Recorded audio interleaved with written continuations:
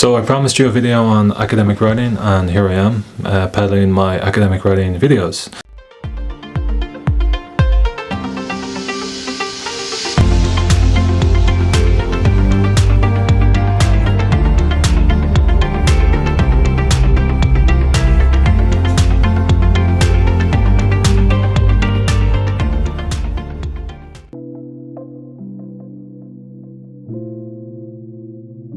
If you're someone that's coming back to college or coming back to education, or you're entering academia for the first time as a mature student, or even as a normal student, you know, as a 17-year-old coming from school, maybe you've taken a trip to the library and you open a book and you're like, oh my god, this is just, I can't understand anything in this. That's not academic writing. That's someone who can write very well. Do they need to write that well? No. In my opinion, they don't. There's getting the point across and then there's showing off. So if I set someone an exercise in one of my classes and I say, can you turn this into something that's more academic? 99% of the time, no, 100% of the time, it'll just come back more fancy looking, more complicated, longer. There won't be any full stops. It'll be just commas after commas. Why? Why did you make it more complicated? The goal of any research is to instruct, is to basically say, here's the problem and here's me answering it. If somewhere along those lines you've decided, you know what, I'm going to hide the answer and make it more difficult to discern, that's not what we asked you to do. Now, as well as people saying to me, academic writing, do I really have to keep it very simple? Yes, always keep it simple. That to me is academic writing. Straight to the point, just give it to me. Just give me the information. That's it. There's no great mystery to it. I will delve into some mysteries in this video, but for the most part, just as an offhanded introduction, academic writing is not complicated writing.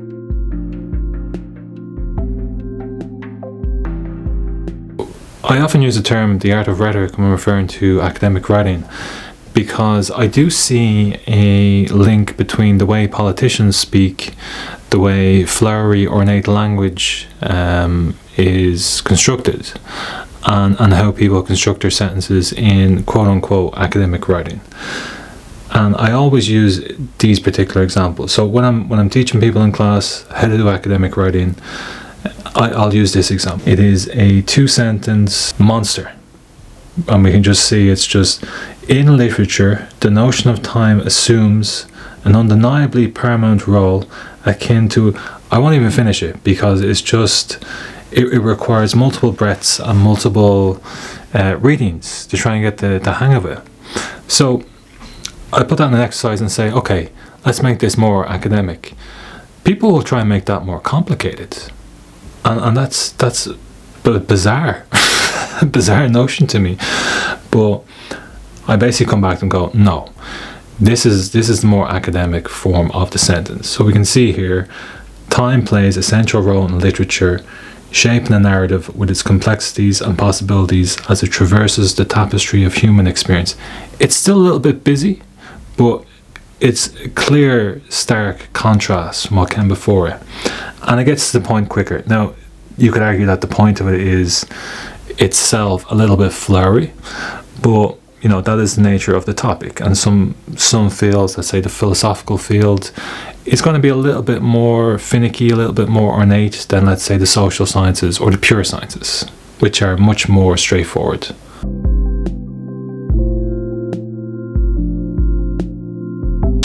So one of the things I frequently put into notes on a student's thesis is don't be a tryhard, and that usually relates to their academic writing, where I'm just like, what, I don't understand what you're trying to say here.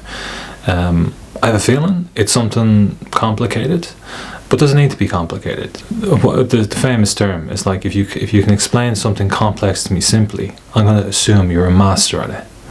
So I don't see why people then decide, do you know what, I'm going to make myself look completely unable to understand what I'm writing. I'm just going to regurgitate the regurgitated back at you. And yeah, please don't do that. I mean, look at it. It's a beast. It's too big. It's like the plant species itself, it has grown out of control. Now let's have a look at another one. The research findings indicate a statistically significant correlation between regular physical exercise and improved cardiovascular health, with a clear dose-response relationship observed among the participants. And our academic example, yeah, I mean, when you use words like betwixt, you're straight into the ye old English realm, and that comes back to my original point: don't be a try-hard. Someone said to me, well, what is academic writing? Clear, precise, concise, to-the-point sentences. Commas, semicolons used only for a dramatic effect and not to extend your line of thought. If you can't say your sentence out loud without passing out, revise it. One of the things I'm going to come back to in later videos is a term such as connective tissue. Now this can be related to the word flow, and it's how your sentences hang together. Most people, again, misconstrue what I mean by that and think, okay, he means connect the whole thing, i.e. do not use a full stop. The more full stops you have, the better. How you connect the sentences is, let's say, use the term as we've seen above, or therefore, or as such, comma, the rest of the sentence.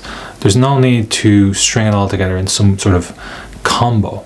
Okay, so there's no need. Another bit of advice I give people is signposting. So use headings. Headings is the biggest way to signpost. It's how to break up the flow of something. Because sometimes you do need to break up the flow, because you can't just have one continuous stream of thought that goes all the way through. You have to show the examiner that you know a full stop should be here. You know that this is a whole other section and deserves its other section.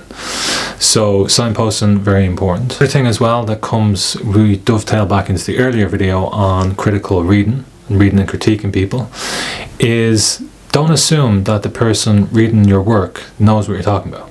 So frequently that's a mistake people make, is that they try and look a little bit more try hard than usual, and they kind of say, well, look, the person reading this knows what I'm talking about. They don't. They want to show, you have to show your work, and you have to show that if you're mentioning an author, I want to know what their point is. Don't just say to me, and this disagrees with the work of Thompson. Who's Thompson? I know who Thompson is, but I want this to be read by the person on the street, so you're going to have to tell me who Thompson is. So just got a little bit extra there, and just make sure that everything is just not implicit. Like, always be explicit, don't be implicit. Instead of saying, and this finding agrees with the work of Thompson et al. 2020, show us how it does that. And basically how you do that is this sentence, and this finding agrees with the work of Thompson et al., who note a similar prevalence of people in their study who prefer to finish work at 5 p.m. Also of note between both studies was that participants highlighted burnout in relation to this theme. So as we've seen there, much better and much more. That's how you do academic writing. If you want to add padding to something, pad it with information. Don't pad it with extra fancy words. Just be concise, just be simple, and be explicit, not implicit, and don't be a tryhard. That's the main thing to take away from it.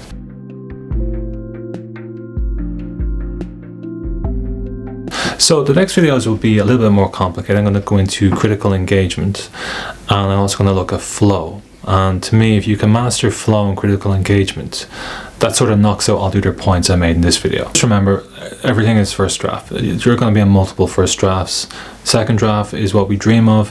Third draft, please God. Fourth draft, fifth draft, it just keeps going and going. Just be kind to yourself. Just don't try and get everything perfect on the first draft. You can't do it. It's not possible. I can't do it, and I've been doing this for years. Multiple drafts, you just have to keep going with it. Just get something down on the paper, because you can't actually, to go back to the 3 stages thing, you can't beautify something that's not there.